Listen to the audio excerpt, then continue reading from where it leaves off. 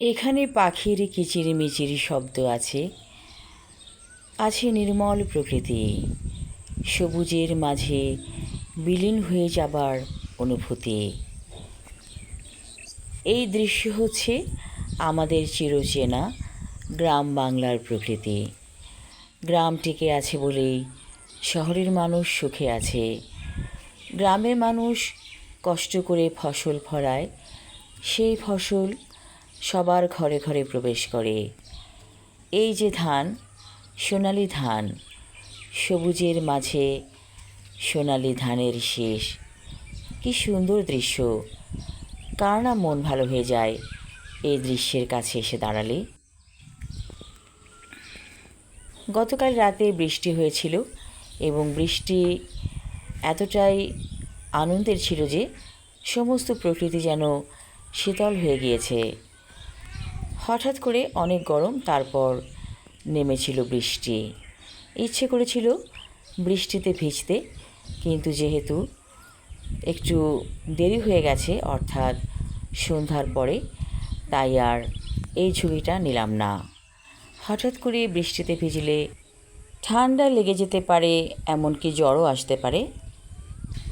যাই হোক, এই যে আমি দৃশ্য দেখছি, ভালো লাগছে দৃশ্য দেখতে।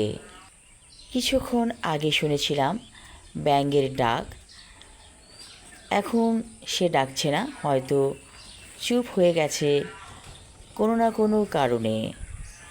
মাঝে মাঝে প্রকৃতির মাঝে দাঁড়াবেন এবং প্রকৃতিতে যে ছন্দ আছে, শব্দ আছে, তা কান পেতে শুনবেন। এত সুন্দর প্রকৃতি, এটাকে অনুভব করবেন। কিছু মানুষ আছে প্রকৃতির রূপ, রস, সৌন্দর্য, গন্ধ কিছুই বুঝতে পারে না। সে বেঁচে থাকে একটা পশুর মতো, খায় দায়, ঘুমায়, কিন্তু জীবনের যে একটা ছন্দ, সেটা উপলব্ধি করতে পারে না। এবং এই যে উপলব্ধি না করা, এর কারণে তার শরীরে বাসা বাঁধে নানা রকম অসুখ। আসলে পৃথিবীতে সব মানুষ এক না, সবাইকে আল্লাহ সমানভাবে জ্ঞান বুদ্ধি দেন না। তাই মানুষের মধ্যে পার্থক্য আছে। যার চোখ সুন্দর, অন্তর চোখ যেটা বলছি আমি, সেই চোখ দিয়ে সে সব কিছু উপলব্ধি করতে পারে। যে সুন্দরভাবে সব কিছু গ্রহণ করতে পারে, সে প্রকৃত অর্থে সুখী মানুষ।